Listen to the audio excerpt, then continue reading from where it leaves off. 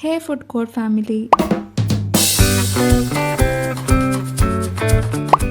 ಇವತ್ತಿನ ವಿಡಿಯೋ ಅಲ್ಲಿ ಇನ್ಸ್ಟೆಂಟ್ ಆಗಿ ರೆಡಿ ಆಗುವಂತ ಮೋತಿಚೂರ್ ಲಡ್ಡು ಮಾಡೋದು ಹೇಗೆ ಅಂತ ಹೇಳ್ಕೊಡ್ತೀನಿ. ಇದಕ್ಕೆ ಬೇಕಾಗಿರೋ ಇಂಗ್ರೀಡಿಯೆಂಟ್ಸ್: ಕಡಲೆ ಹಿಟ್ಟು, ಸಕ್ಕರೆ, ಫುಡ್ ಕಲರ್, ಏಲಕ್ಕಿ ಪುಡಿ, ಹುರ್ಕೊಂಡಿರೋ ಅಂತ ಗೋಡಂಬಿ, ಬಾದಾಮಿ, ಎಣ್ಣೆ, ನೀರು.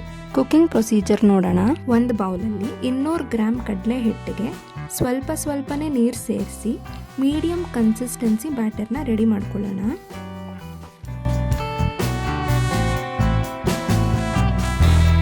ಕಾದಿರೋ ಎಣ್ಣೆಯಲ್ಲಿ ಈ ಬ್ಯಾಟರ್ನ ಸಣ್ಣ ಬೂಂದಿಗಳಾಗಿ ಡೀಪ್ ಫ್ರೈ ಮಾಡ್ಕೊಳ್ಳೋಣ.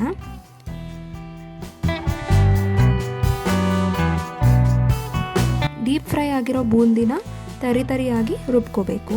ಒಂದು ಪ್ಯಾನ್ಗೆ 150 ಗ್ರಾಮ್ ಸಕ್ಕರೆ ಹಾಗೂ 1 ಕಪ್ ನೀರು ಸೇರಿಸಿ ಶುಗರ್ ಸಿರಪ್ ರೆಡಿ ಮಾಡ್ಕೋಬೇಕು. ಈ ಶುಗರ್ ಸಿರಪ್ಗೆ ರುಬ್ಕೊಂಡಿರೋ ಅಂತ ಬೂಂದಿನ ಹಾಕ್ಕೊಂಡು ಮಿಕ್ಸ್ ಮಾಡ್ಕೊಳ್ಳೋಣ. ಬೂಂದಿ ಎಲ್ಲ ಶುಗರ್ ಸಿರಪ್ನ ಚೆನ್ನಾಗಿ ಅಬ್ಸರ್ವ್ ಮಾಡ್ಕೊಂಡ್ಮೇಲೆ ಸ್ಟವ್ನ ಆಫ್ ಮಾಡ್ಕೊಳ್ಳೋಣ.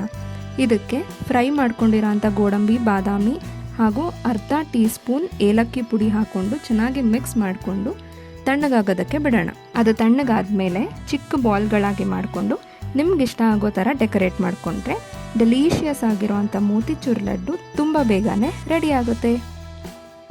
ಈ ವಿಡಿಯೋ ನಿಮಗೆ ಇಷ್ಟ ಆಗಿದ್ದರೆ ಲೈಕ್ ಮಾಡಿ, ಸಬ್ಸ್ಕ್ರೈಬ್ ಮಾಡಿ. Thank you.